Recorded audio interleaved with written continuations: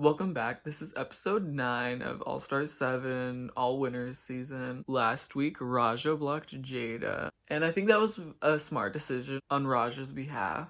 Jada has 3 stars. She is the one with the most stars, and she did ask to get blocked, and Raja is the only one that hasn't been blocked yet. Shay and Trinity kind of created this whole there's this secret about the plunger, you know something more about the game, and it's just nothing. It's just a mind game. I love that. I love Shay. Shay and Monet only have 1 star each still, and it's a little upsetting. I really thought Shay would be slaying this competition. Really upset. She is doing well, she's not doing bad by any means. Really thought that she would have more than 1 star by this point. So the main challenge this week is the queens have to pick a song, a Rupaul song, and come up with choreography with it, and it has to be a funny branding challenge, so it's kind of got to tie in with your personality and your sense of humor, how the judges know you, I guess, already. It's basically a TikTok parody. While the queens are coming up with ideas and before they shoot it, Rupaul comes to each of the queens one by one and asks what they're thinking about doing, and then gives them a little bit of advice on what he thinks they should be doing. Rupaul gave Monet some advice about her name. She should be using that to her advantage, and money, money, money, money, money, money, you'll see it. Rupaul asked Jinx about her concept or whatever, and she seems pretty sure of it. Pretty solid plan. And later in the workroom, you just see her shoving a peanut butter sandwich down her throat, just trying to scarf it as fast as she can. It's a dry ass sandwich. Rupaul talks to Shay about how she should know how to choreograph, blah, blah, blah, blah, blah. Shay and them kind of talk about her Shay Coolio, I think it's called. It's her beer, basically. The advice Rupaul gave to Trinity is she wants to see her tuck in the video. She wants to, demonstrate, I guess. And I'm we kind of already saw that in her talent show. I mean, not fully, but, she talked about it. And, just what she did again. I mean, it was good. It was funny. Shay's song was Cha-Cha Bitch. And she had, 2 steps. It was, the Aunt Viv thing. And Cha-Cha Bitch was the dance move that she called it. And it was pretty boring, and since she only has 1 star, I feel she should be going, ham on this challenge. She should be trying. And not that she wasn't trying, I just feel she should have gave it a little more effort, Jada did. Jada's song was Sissy That Walk. First step was Walk It Out. The second step was Look for the Paparazzi, because you're a big famous drag queen. And the third step is pop locking. And then the 4th step is create a distraction. Look over there! She had great energy during this. It was so funny. This is the kind of energy that Shay should have had. She was at 110. Not every challenge should be that. It's not going to be funny every time if you do that, but for this, you kind of want to stand out because you only have a very limited time and it needs to be funny. The Vivian had the Vivio. The first step to hers was the roly-poly, which was pretty stupid. And then the teddy bear, my own self-made YMCA as she said it. 4th step was a high kick. This was stupid, silly, I guess. I feel she should have tried a little harder too. She can dance. She just did not give herself any credit. She can move. She just isn't trying. I wanted more from you, Viv. Jinx, she had the song Peanut Butter, and the dance was called the Monsoon Munchies. Peanut butter, peanut butter, peanut butter, peanut butter, peanut butter, peanut. Oh, hello. I'm Jinx Monsoon, and I'm not just an internationally tolerated drag superstar.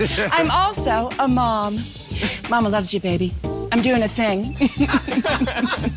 I'm also a vibrant, vital, sexually active woman. Mom, ew. I have sex! Get over it! Today, I'm going to teach you a sensual and useful dance to attract the attention of your adult son's male friends in a dance I call the Monsoon Munchie. Step 1, shimmy on into that PB. Scoop it, slap it, and pull. Step 2, just repeat everything you just did. Step 3 is spread, spread, spread. Now you're gonna put that knife down, grab the bread, Slap it down, and you're ready to munchie. Because if your kid wants a snack, he can get a goddamn job! It's my grip. Your mama's in the kitchen, but the oven on the fridge. Your daddy's in jail. Come on. Raise your hand. Come on. Sister on the corner. Sister on the corner selling. Step 1 was shimmying, and I don't want to do this because this is so embarrassing. Shimmying, and then scoop, and then slap, pull. Step 2 is to do it all again, and then step 3 is to spread on the bread, spread on the bread, spread on the bread. And then she shoves the fucking peanut butter sandwich in her mouth, and she like dies, I guess, or not dies. Monet Exchange, she did a dance move that she called the Monet, Monet, Monet. And today I'm about to teach y'all a dance that you do when you try to get paid, boo. And it's called the Monet, Monet, Monet. Or you a drag queen, a stripper, a midwife, whatever your job is, you are finally gonna get a fat $100 bill tip. This the dance you do when you about to get paid, boo. Step number 1, you're gonna bring it down just like that, and pass it around just like that. You're gonna just pass it to everybody up in the club just like that. See that?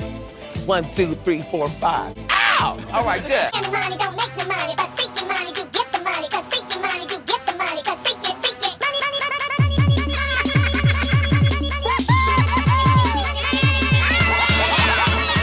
money, And she said it has 3 simple steps. This is what she said. 3 simple steps. You bring it down, spread it around, take it all the way down. Well, she and then hit her knees. But when you saw the video after she explained the steps, it was way more than those 3 fucking steps. It was 20 plus more steps. You couldn't say step 4, twerk. You just started shaking ass without even mentioning we was shaking ass in the video. We need to know where to shake her ass. Raja had this weird meditative dance thing. It was a little boring, but she was trying. It really felt like she was trying her best. And the song that she had was Glamazon. Evie's, it wasn't that memorable. She had a very good look. Could have been better in the dancing department, in my opinion. Trinity, the best tuck in the biz. Step 1 for hers was grip it and rip it. Grip it and rip it. Step number 2 is tuck it and pull it. And the 3rd step is stick it good. I live! That's my Trinity impression. Okay, so on Twitter this week, the girls have been talking about them smoking weed on set. And in some of the moments, I'm definitely like, oh, you look high. You sound high. Oh my God. Earlier in the workroom and now during critiques on the runway. Girl, you stoned as fuck. The only people that said anything about being stoned were Shay, Monet, and Jada. And I love that. Fucking be your artist self and get high and do art. Love that. The runway category is what lies beneath, which is a fun category because it's literally a reveal category. I love these categories.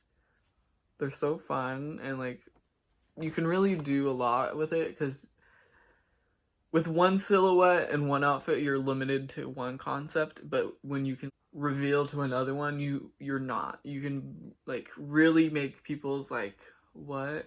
So it can be a very emotional journey by just an outfit change. For me at least, it's jaw-dropping.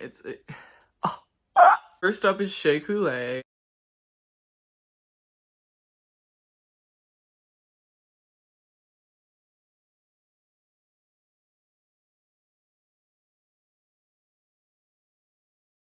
She came out in this huge fur fluffy cover-up. And I was like, okay, that's alright for the first look, I guess. And she had this beautiful Hollywood hair and makeup and beautiful necklace. And then she pulled off the dress, or the robe, I guess. And then she had on another see-through robe. So you already saw the look underneath the see-through robe by the time she took the first robe off. So you saw Third look, the deep blue dress, which is the best one, but she took off the see-through one, whatever. And then this gorgeous deep blue, royal blue dress on her skin looks amazing. And then she turns around and boop, her booty is out. It looks amazing. Nice ass shay. This is one of my favorite runways. Just the blue dress. The other two things, take it off. You needed to rethink that one. She did a 3-in-1 in All Stars 5. Why couldn't she do it again here?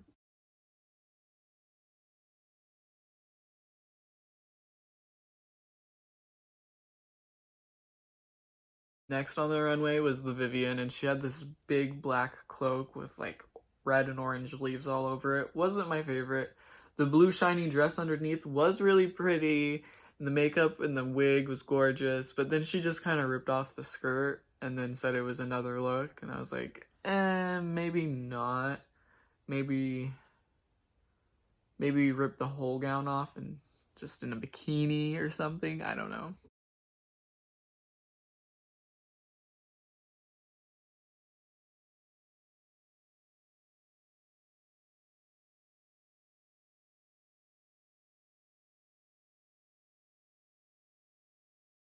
This one's my favorite. Miss Jada Essence Hall comes out in this winter gown with like this hood, and it's holographic all over and furry, and it's like supposed to be the seasons, like the changing of seasons, and it's so fucking beautiful how seamless it is. She changes into spring, I think it is, after winter, and then to summer, and then into fall, and fall is by far the most beautiful one. It's so amazing. Oh my god, it with her skin tone, and like the makeup was perfect with every look, and she didn't leave anything on the runway. It was all one fucking piece, and that's amazing.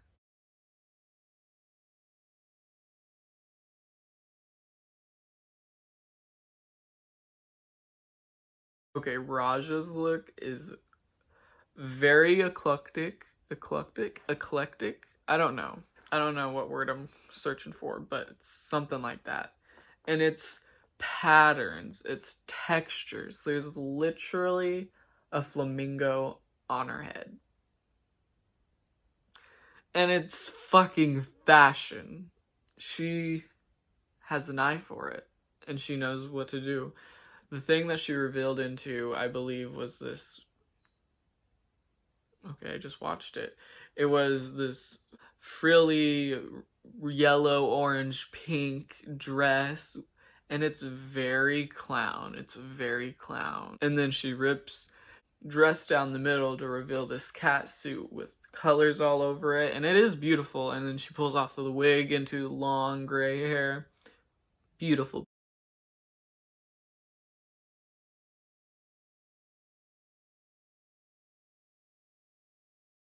I'm not 100% sure what Evie was supposed to be, but I think she was some kind of bug or moth.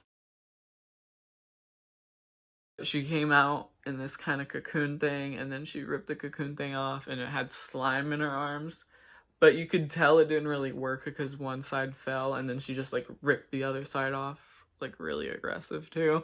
And she had this mask over her eyes, and then when she like pressed a button, I guess she had a button in her hand, I'm not sure where the button was, but it would like lift up, and then she would close it again and lift up every like so often, and it was like a really cute runway. It was very Evie Oddly. It was so cool. I love the mask. The mask was definitely the selling point for me, and the slime was good too, but it didn't work.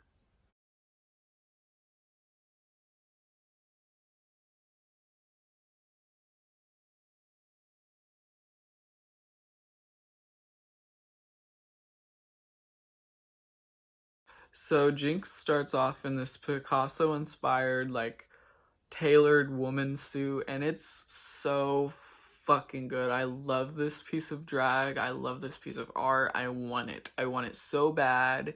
I would literally just hang it up on a wall because it's beautiful, and I would love it on a wall. I would wear it. I would want to wear it, obviously, but I would appreciate it just on my wall. And next she revealed into this I think the painting is called the Witcher Stein, but I could be wrong. But it's this beautiful, long, flowy blue, green, and purple gown. It's ethereal, it's fairy-like, it's very Jinx. And then the next gown she reveals into is this very short pop art, kind of Andy Warhol inspired, I would say. And then the gold dress, I think, is Klimt. It was it was so inspiring to see all these artists and art on the runway in drag. Like, this is what I would do. This is what I would want to do. Not every time, but this is what I would do. I would take art and make it more art. Like, I love that. This is like a new spin on it, and like, oh, it's fashion. It's art and fashion. Fashion is art and art is fashion. Ah! Now let's talk about another really good one tonight. Really like this one. It is Monet Exchange.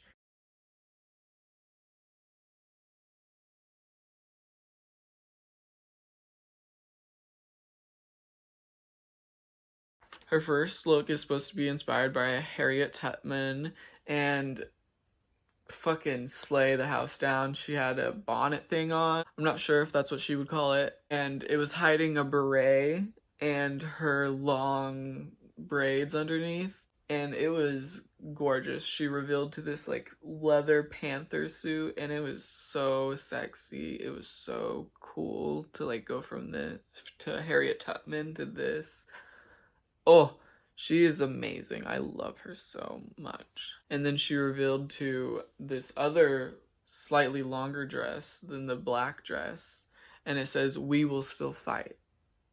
And like, with everything going on in the world and America right now, like, we do need this message. We need this message all across our screens. We need it ingrained in us. And I'm glad that she has her voice on Drag Race to be heard through her art.